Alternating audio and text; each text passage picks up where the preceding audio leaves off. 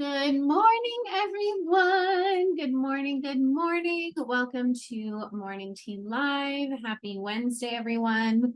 I hope you guys are having a beautiful day. So today we're going to be talking about perfectionism in the healing world, as well as non-attachment and how this shows up on a healing journey, because this is something that I have noticed both within my own journey as well as my clients. And perfectionism is a sneaky motherfucker, like real sneaky. So I want to start us off with a grounding breath. I would love for anyone who's attending live to drop any questions in the comments. And let's start with just a grounding breath. So if you're able to, putting your hand over your heart and maybe one over your abdomen or your leg. And starting with a big, deep inhale. And slowly release. Just noticing how your breath feels in this moment. And let's do two more.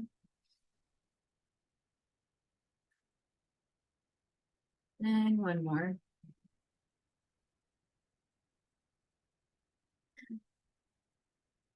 And just noticing any thoughts, any emotions, any sensations. Noticing anything at all, and then returning back to the breath, knowing you can always come home to your breath. And maybe gently waking the body up by taking any small organic movement that the body might need, maybe some neck rolls or some side stretches. I just came from bar class and I am fucking sore as shit from the last bar class. And now I just did another one. So I'm just going to be sore for a while, but that's okay. My body feels good. All right. I can't decide if I want to wear these blue light glasses because they're a little like schmutzy. Like I keep trying to clean them, but so it's a little blur, but that's okay. Gotta protect thy eyes. So where to begin? Perfectionism on a healing journey. So as we hear many, many times in the healing world, healing is not linear. So what does this mean? It means that we are going to have wounds come up from childhood that we are going to tend to, going to reparent little us. We're going to process the pain that comes with those wounds. And then we're going to feel, if you're processing and actually feeling in your body, you may feel a shift. You may feel that pain release out of your body. And you're like, all right, amazing. I processed it. My body feels lighter. I'm feeling clearer. Life is good again. And then you move on with your life. And it could be days, it could be weeks, it could be months, it could be years, probably not years, but maybe. And something else is going to trigger that same wound. And then that same pain is going to come up again. And you're like, well, wait, I thought I just processed this. Like, why is this coming up again? And then we shame ourselves. We get impatient with ourselves. We just feel defeated. We're like, oh, I thought I already healed this and now it's back. What's going on? And we make meaning. We attach onto stories. We attach onto outcomes. We are attachment-based creatures. We are brilliant at attaching onto everything. So the issue with attaching onto everything in life and healing and your expansion and creating a life beyond your wildest dreams is that it gives you this false perception that you are actually in control of those outcomes. Now, don't get me wrong. There are so many things that are in our power. The main thing being how we relate to what is out of our control, which is like 99%. And then that 1% of what's in our power is how we're relating to the 99% of life that happens. And when you are able to shift from life is happening to me to life is happening for me, and understanding that the universe is literally perfect. And when I say perfect, it just means that the universe will always give us what we need, not what we want, what we need to heal, so that we can feel safe in our body, so that we can actually create the vision for our lives. Because that is the whole damn point of this healing journey. It's not to torture ourselves. It's not to suffer. It's to literally not suffer. It's that the more that we avoid our pain, the more we suffer. And so this past week, I had a wound come up. Now, this is not a wound that is new. It is a wound that I'm very familiar with. It is one that I have processed a lot. It is a wound that had showed up and actually led me to my deepest layer of healing some of these BPD symptoms that I've shared with you guys about, my deep, deep, deep fear of abandonment, where I would project onto people instead of actually looking at like, holy shit, I feel so much shame around the behavior that I'm relating to my close people with. And it showed up again. Now, our human minds are going to want to try and make sense of this. Why is this showing up again? Why? I thought we were past this. You know, I thought I reached the deepest layer, as if there is a deepest layer to reach, right? As if there's a destination on this healing journey. There is no destination. The destination is the ability to feel safe to be in each present moment with whatever comes up in each present moment, meaning that one moment you might be feeling immense gratitude. The next moment you might be feeling immense joy. The next moment you might be feeling immense anger. The next moment you might be feeling immense sadness and pain. The next moment you might be feeling immense shame. Each moment is going to look differently. That's kind of the whole point of being a human being, is that we feel a range of emotions.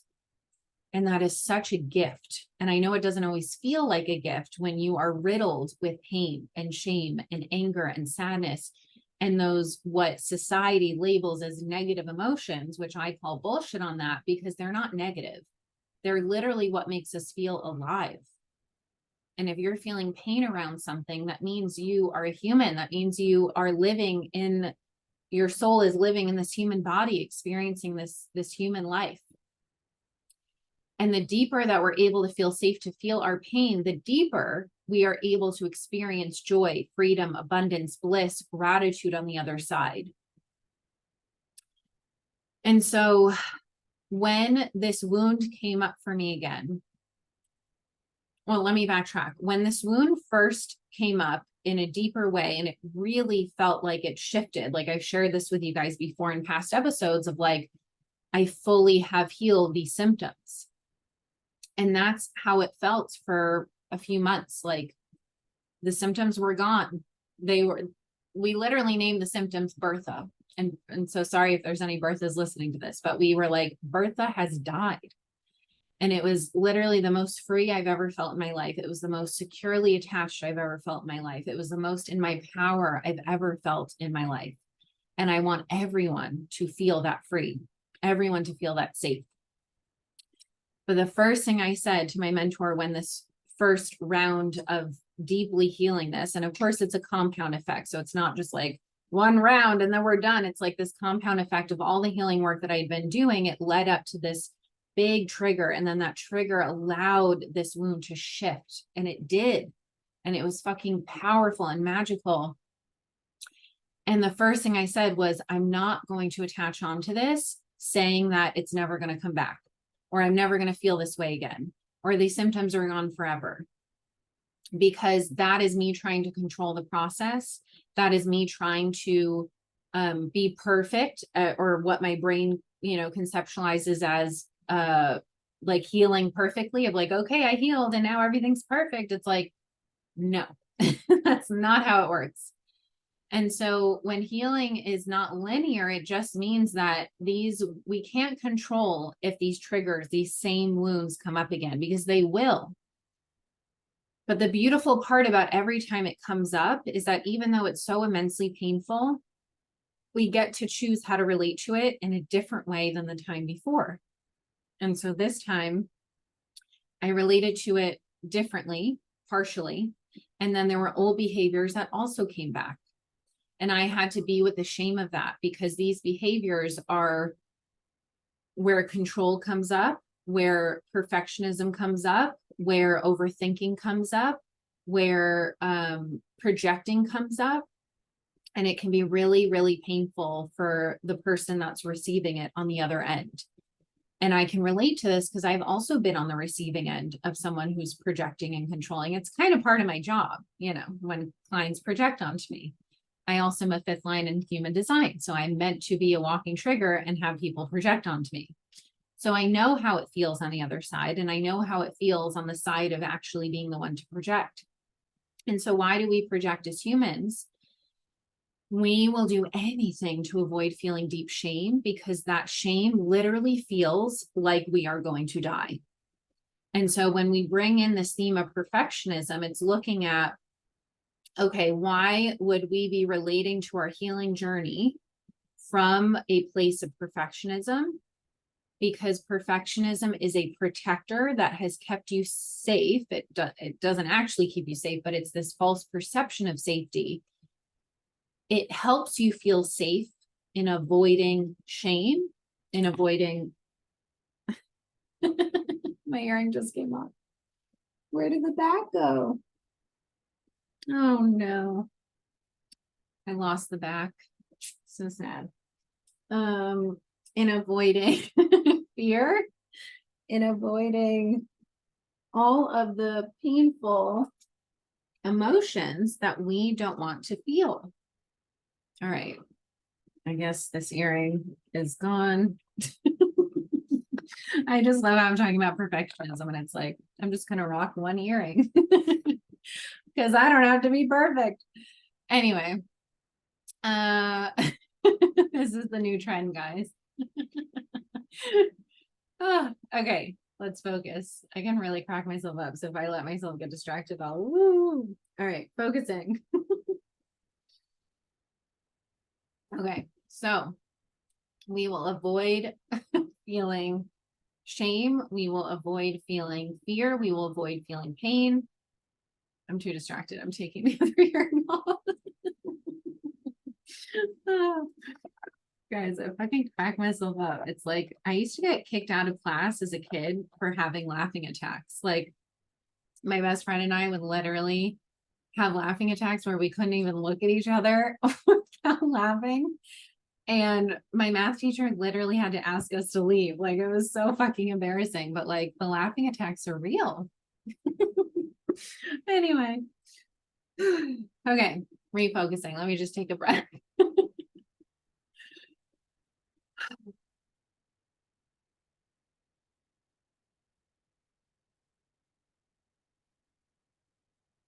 Okay. So where was I? We were talking about perfectionism as a protector against shame, fear, all the things. I also just love how my podcast is probably the most unfiltered podcast / morning tea lives that you literally will ever find on the internet. Like, I think most people would edit that part out, right? Is that what people do? They like edit the shit out. And I'm like, who has the time or energy for that? I mean, all the power to you if you feel like that's your jam. No judgment, no shame. But like, I think it's fun to relate on a human level, just like human shit happening. It's like that time that Beyonce sneezed during the concert I saw her in, and it was all over the news. Like Beyonce sneezed. She's human. And it's like, yeah, she's human. Anyway, I digress as I do sometimes. So thank you for your patience. And I hope you enjoy my stream of consciousness. Okay, so perfectionism comes in, it protects us against those emotions. And we then make all this meaning of like, well, I thought I was doing better. I thought I was healed. I thought blah, blah, blah, blah, blah. And so the first thing when this wound came up again and I got fucking triggered as shit, and literally, even my awareness of it was so different because I got triggered and I was like, okay, how do I actually feel right now? And I was like, I think I still feel pain around this. And it's this balance of like, sometimes our body is addicted to the pain, the hormones of that stress and that pain and that sadness, because that feels safer than actually fucking feeling joy and gratitude and just desire all day and pleasure and all that good stuff. But it's like this balance of, am I bypassing by thinking I'm actually okay? Or am I still feeling pain around this? And I'm thinking that I shouldn't feel pain because I already processed this. And so it's this very tricky balance of like allowing ourselves to feel the pain of the wound that gets triggered while also not attaching on to the pain, not attaching on to these stories of like, we should be healed already, or this shouldn't be coming up, or why is this back? But just allowing it to be what it is and trusting that, I like to imagine an onion, trusting that every time the same trigger comes up, the same wound, and you relate differently, you're peeling back those layers, you're peeling back those layers, you're peeling back those layers. And each time gets a little softer, a little lighter, a little less painful. Because think about it, you guys, these have been hardwired in your nervous systems literally for your whole entire lives. And so it's not going to just be, oh, I got triggered once from it, and all of a sudden I don't have a fear of abandonment. But the key here is you can have the awareness, because that's always the first step. That's why I name my program Insight, because you have to have the insight and the awareness as your starting point. You can have all the awareness in the world, and it's a big and, that wound coming up, that trigger coming up does not excuse the behaviors that are associated with it. Because you are going to want to justify your behaviors. You're projecting, you're yelling, you're saying mean things, you're blaming someone that's not to be blamed, like whatever it is, whatever your behavior is. Mine personally has always been projecting, because it's so sneaky and unconscious that, like, even when I'm not meaning to project, it's almost like my inner child comes out and little me feels so angry and neglected that I'm like, well, I'm mad at you for not watching my Instagram stories, or I'm blah, blah, blah. And it's like, oh, but that person doesn't actually have to watch my Instagram stories. That person doesn't actually have to do what little me is angry at her for doing. Right. And so look at whatever those behaviors are for you when you get triggered. For some people, it goes into this like immense rage where they're just like raging and they're angry and they're yelling at the person. And so yes, we want to have compassion. We want to have gentleness for ourselves. We want to have deep understanding of where that's coming from.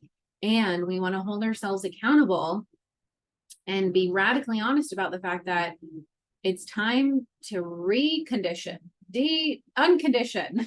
What's the word I'm looking for? It's time to decondition that conditioning and rewire, relate differently.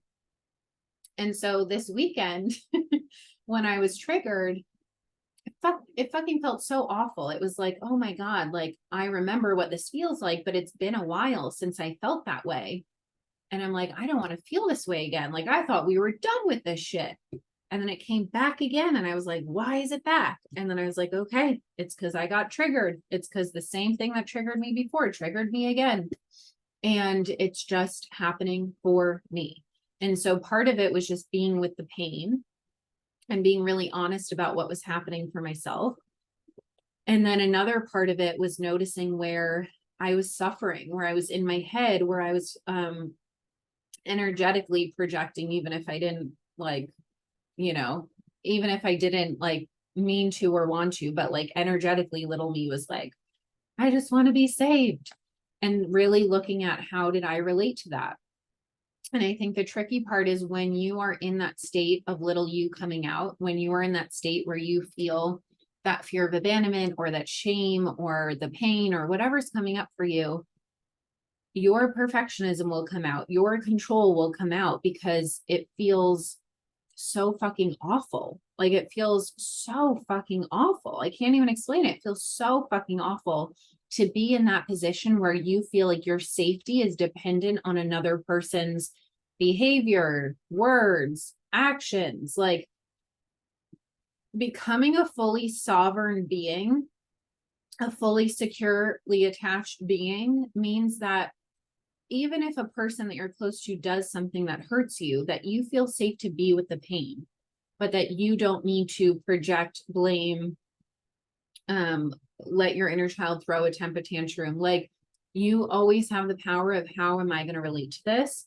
And I get how hard that is when you're in that state of your inner child coming out, because it feels like your body goes into full on survival mode. Your body actually does go into full on survival mode. And so it's this battle of like, your body's in survival mode, but then your head is telling you that like, it's okay and you're safe and but then your body's like, no, I'm not safe. And so it's like this disconnect. And that's why so much of healing is really the mind-body connection. It's like the mind and body working together as a team and showing your nervous system we are safe over and over and over again. And you can go from safety one moment to then getting triggered the next moment. It's a real fun, wild ride. But the point is that the more that you allow these triggers to bring up the pain and the feelings that need to be felt to be healed, that's why this podcast is called Feel It to Heal It, the more that you will allow that to shift on a cellular level. And it doesn't mean we have to attach onto that and be like, okay, now I'm perfect. Now I'm better. It's like, it's not about being perfect. And you trying to pretend that you can never do something wrong, or you trying to pretend that your behavior wasn't shitty, or you trying to pretend that your inner child didn't just take over, that is all perfectionism. That is all shame. That is all you thinking that you need to like do the healing process perfectly of like, okay, like I felt my feelings and I meditated and I sat with it and I related perfectly. And it's like, we're fucking messy. Healing is messy. It's the messiest thing. If you're really in a deep healing journey, healing is one of the messiest experiences you will ever experience, because it's literally like you're breaking out of this old version of you and stepping into a new version, but then it pulls you back to the old version and then you're going into the new version. And it's like this battle within yourself of like, okay, I am my adult self and I can see when little me is coming out and I can do everything in my power to tend to her. But sometimes those wounds are so fucking strong that you're not going to relate perfectly. There is no perfect. It's just learning and learning again and learning some more and learning even again and again and again, so that each time you're moving the needle forward, because growth is linear. Like, so imagine this is growth. Woo, and then healing is like, okay, let's see how I do this. So growth and then healing is like, woo. Does that help? I'm a very visual person. So it's like growth, you're just in the moving car. The car is moving forward. You are always growing, always evolving. And then within that car, there's some chaos in the engine. Woo, that is healing. And so when we attach onto this outcome of like, well, I didn't do this perfectly, that is part of your healing, is looking at where are you trying to be perfectionistic around your healing, rather than allowing yourself to be with shame. We cannot avoid shame. And as I always talk about, the practice here for all of us as humans is being with shame without making it mean anything about us, because shame will make us feel not good enough, wrong. And sometimes we are wrong and we just have to own that and be like, yeah, I fucked up. I was wrong. I had to apologize to someone today because I was wrong. I fucking projected and I owned that. And yeah, does that bring up shame for me? Fuck yes, I'm a human. I feel shame all the fucking time. And we have to just feel it. But it doesn't mean anything about you. It doesn't mean you're not good enough. It doesn't mean you're any less loved or cared for. It doesn't mean that you have to go hide in a hole. Sometimes shame makes us want to hide in a hole. We don't want to be seen. We want to hide. And the more that we can slowly come out of hiding and talk about that, this is why I talk so openly about this stuff. This is why I share with you guys when I fuck up. This is why I share with you guys when I had little Ray, my inner child, come out and throw a temper tantrum, because we have to stop hiding in shame. We have to put it all out there, push it to the light, have ourselves be witnessed by other people, and realize like we're just human. And that doesn't excuse the behavior, but we can be compassionate with ourselves and radically honest with ourselves. We can feel the pain and not attach onto the pain. We can have a goal of shifting the wound further without attaching onto, well, this needs to be the last time that this wound comes up, because we can't control that. And all we can do is let ourselves be imperfect humans, get radically honest with ourselves around what's happening, take ownership over our part. And maybe that involves an apology like it did for me. Or maybe it just involves you really looking at, okay, how did I relate to this? And how do I want to be relating to this? And how can I take steps towards bridging the gap of where I'm at currently and where I want to be. And so I learned a lot from this past week, right? Of like the ways in which I did relate differently and the ways in which I want to continue relating differently. And there's no expectation of this is going to go perfectly, because again, we are human. And the more we try and pretend that we have to be perfect or we have to control everything, that is just keeping you stuck and suffering. That is your old nervous system wiring. And how do we rewire a system? Literally every single moment we are rewiring. The moment that you choose to take a deep breath, like just right now, I related differently. Back in the day in middle school, I would have fucking gotten kicked out of class for laughing, having a laughing attack. Right now, I just had to take a few breaths and come back to myself. And now I want to laugh again. It's like the day-to-day moments. Every time you want to project and instead you come home to yourself. Every time you want to scream and instead you take a deep breath. Like, it's in those day-to-day moments, and it's not going to be perfect. I can say that a million times. Like, I really want that to land for you guys. It's not going to be perfect. You are going to fuck up. And the best thing that you can do is just be honest about it. Because when you're honest about it, you allow the shame to lessen its power. Shame is here for a reason. It tries to protect us. It lets us know when we've done something wrong, which is a good thing because that's how we learn from it. But it doesn't have to mean anything about you. And so when it comes to perfectionism and attaching onto these outcomes of I have to relate this way, because it's sneaky, right? Like if you struggle with perfectionism with relationships, with work, with, anything in life, it's going to show up on a healing journey as well. Because you're going to be like, okay, I'm learning how to heal these wounds. I have to get in my body. I have to take deep breaths. I have to reparent my inner child. I have to relate differently. Check, check, check. Okay, I did all the above. Now I'm perfect. And it's like, no, there's no such thing. Perfectionism is literally the biggest lie that society has told us. There is no such thing as perfect. Like, actually, it's made up.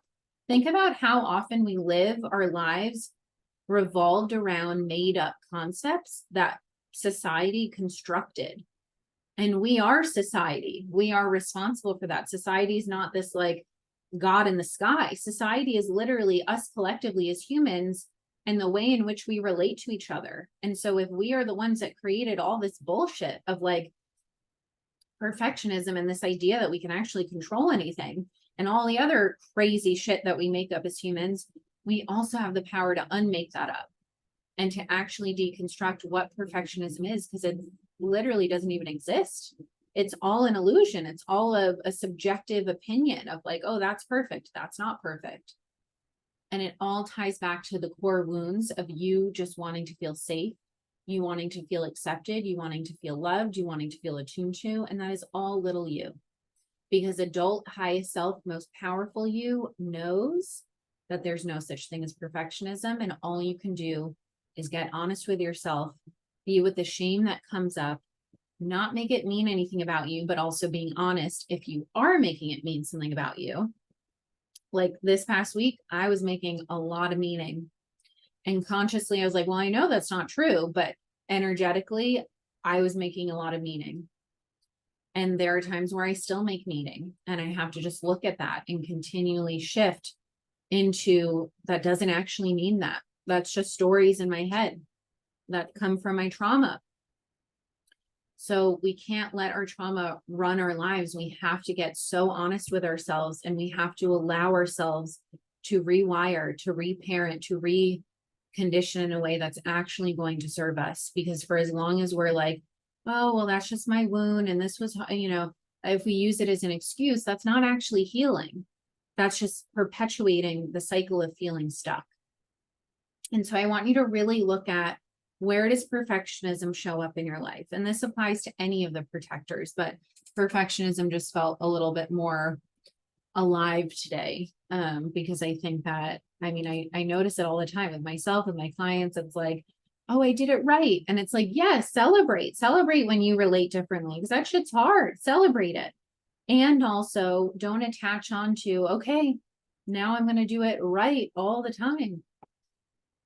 It's just learning. It's allowing ourselves to learn and be messy and be imperfect. Get honest with ourselves, be with the shame. Notice if you're making it mean anything, and then see if you can help shift that. And we take it one moment at a time and know that when wounds are coming up, it's because there's deeper things to heal. And that's okay. That doesn't mean anything about you. It actually makes so much sense. So let me know if there are any questions.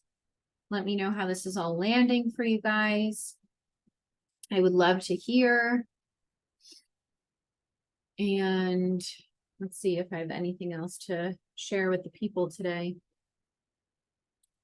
I feel like that's a good place to pause. And if you are a human that is single, that is ready to really look at the ways in which you're relating to your healing, to your relationships, to your dating life, to your time alone, to building secure attachment, Powerfully Single is starting in two weeks, August 4th. So less than 2 weeks. Yeah, less than 2 weeks, right? Yeah. I'm like, what day is it? I don't even know. And it is a 5-week live program.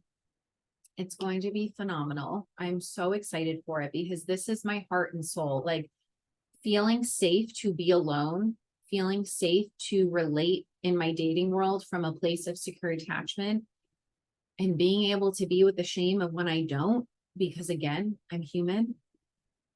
It's life-changing. And I want everyone to feel that way. I want every single person to feel safe in their bodies, to feel safe to connect to themselves on such a deeper level that most humans don't even get to that point.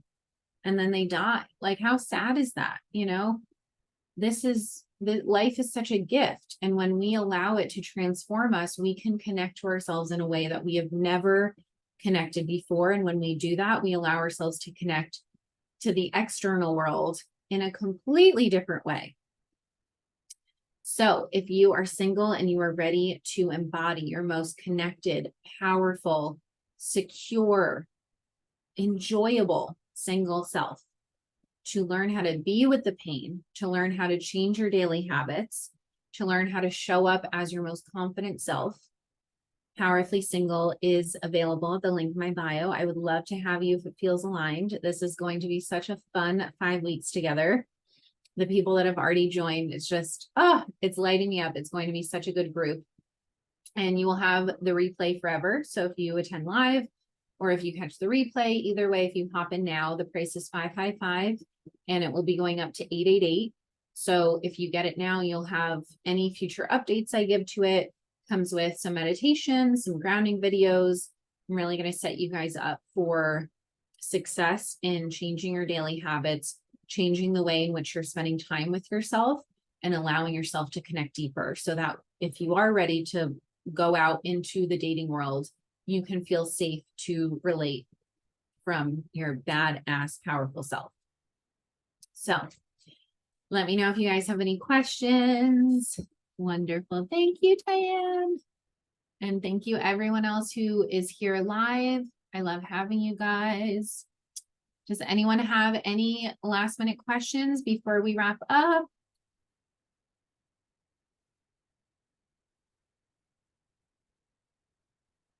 If any questions come up, feel free to DM me. My DMs are always open. And for all my single baddies, come join the party. It's going to be so fucking fun. All right. Healing gets to be fun. It really does. It's painful and it's fun. We hold space for it all in the Rachel Kelly coaching world. All right. I love you guys so much. Have a beautiful day. Take time to come home to yourself as always, and take it one moment at a time, because this is a wild ride and it gets to be so fucking transformative. So allow yourself to shift. You are so much more powerful than you know. Mwah. Love you all so, so much.